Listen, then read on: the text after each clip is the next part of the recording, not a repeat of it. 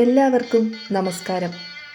ചേടാറ്റിൻകാവ് അഥവാ ജഡയേറ്റക്കാവ് എന്നറിയപ്പെടുന്ന ശ്രീ സീതാദേവി ക്ഷേത്രത്തിലാണ് ഇന്ന് നമ്മൾ എത്തിയിരിക്കുന്നത്. വയനാട് ജില്ലയിലെ പുൽപ്പള്ളിയിൽ സ്ഥിതി ചെയ്യുന്ന ഈ ക്ഷേത്രത്തിന് രാമായണ ചരിത്രത്തോളം തന്നെ കാലങ്ങളുടെ പഴക്കമുണ്ട്.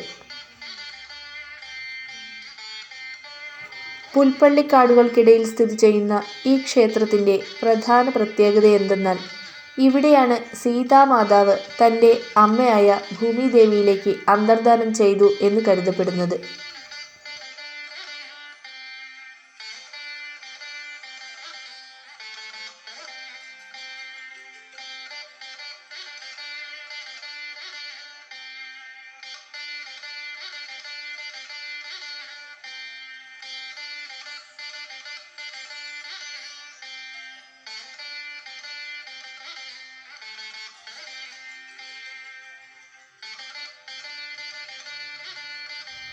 ഈ ക്ഷേത്രത്തിൻ്റെ ഐതിഹ്യം ഇങ്ങനെയാണ്. വാൽമീകി മഹർഷിയുടെ സംരക്ഷണയിൽ വനത്തിൽ വസിച്ച സീതാദേവിയും പുത്രന്മാരായ ലവകുശന്മാരും അയോധ്യയിൽ നടക്കുന്ന യാഗം സംബന്ധിച്ച അശ്വത്തിൻ്റെ പരിക്രമണം ഇതുവഴി എത്തുകയും യാഗാശ്വത്തിനെ ഈ വനത്തിൽ വെച്ച് ബാലകന്മാരായ ലവനും കുശനും കണ്ടെത്തുകയും അതിനെ കെട്ടിയിടുകയും ചെയ്യുന്നു. അശ്വത്തിനെ പിന്തുടർന്നെത്തിയ ശ്രീരാമചന്ദ്രൻ തൻ്റെ പുത്രന്മാരോട് അതിനെ വിട്ടുതരാൻ ആവശ്യപ്പെടുന്നെങ്കിലും കുസൃതികളായ ബാലന്മാർ അത് അംഗീകരിക്കുന്നില്ല.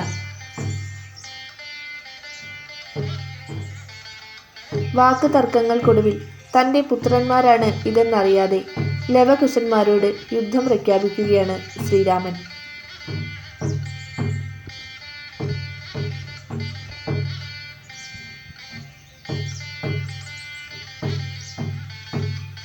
വനവാസത്തിനയച്ച സീതാദേവിയെ തൻ്റെ കൺമുന്നിൽ കണ്ട സന്തോഷത്തിൽ ശ്രീരാമചന്ദ്രൻ എല്ലാം മറക്കുന്നു.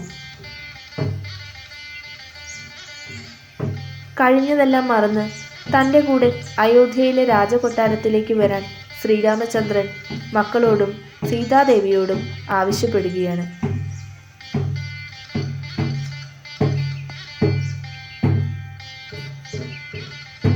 എന്നാൽ തൻ്റെ വിശുദ്ധി ഇനിയും തെളിയിച്ചു പരീക്ഷിക്കാൻ ഒരുക്കമല്ലെന്ന് പറഞ്ഞ് പുത്രന്മാരെ ഏൽപ്പിച്ച് അതീവ ദുഃഖത്തോടെ ഭൂമി മാതാവിലേക്ക് മടങ്ങുന്ന സീതാദേവി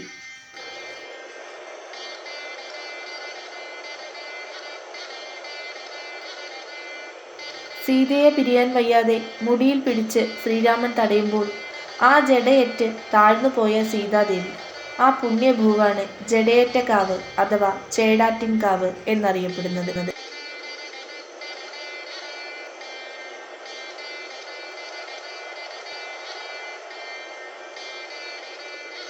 തൻ്റെ അവതാര ലക്ഷ്യം പൂർത്തിയായ നിറവിൽ ജാനകി ദേവി സ്വരൂപത്തിലേക്ക് മടങ്ങാൻ ധരണിയെ അഭയം പ്രാപിക്കുന്ന പുണ്യഗേഹം.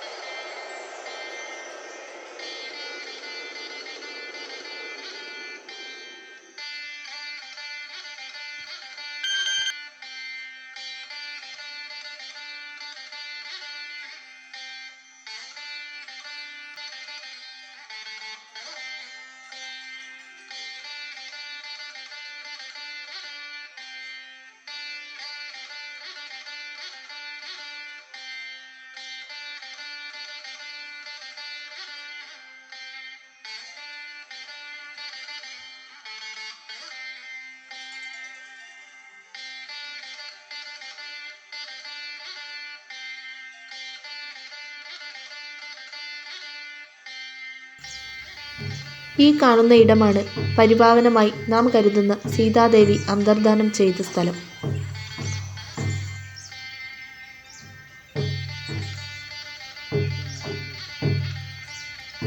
നാഗരികതയുടെ തിരക്കുകളിൽ നിന്നെല്ലാം ഒഴിഞ്ഞ് വനസൗന്ദര്യത്താലും പ്രകൃതിയുടെ ആത്മീയ സൗരഭ്യത്താലും മനസ്സിന് ശാന്തി നൽകുന്ന ഈ ക്ഷേത്ര ദർശനം ഏതൊരു ഭക്തനും നിറവേകുന്ന ഒരു അനുഗ്രഹമാണ്. ശ്രീ സീതാദേവി ലവകുശ ക്ഷേത്രത്തിൽ ദർശനം നടത്തുന്ന ഭക്തർ ചേടാറ്റിൻകാവിൽ അമ്മയെ കൂടി തൊഴുതേ മടങ്ങാവുള്ളൂ എന്നാണ് ഐതിഹ്യം. ഇന്നത്തെ യാത്ര ഇവിടെ അവസാനിക്കുന്നു. വീഡിയോ നിങ്ങൾക്കിഷ്ടമായാൽ ഷെയർ ചെയ്യാനും സബ്സ്ക്രൈബ് ചെയ്യാനും മറക്കരുത്. മറ്റൊരു നല്ല വീഡിയോവുമായി അടുത്ത എപ്പിസോഡിൽ കാണാം.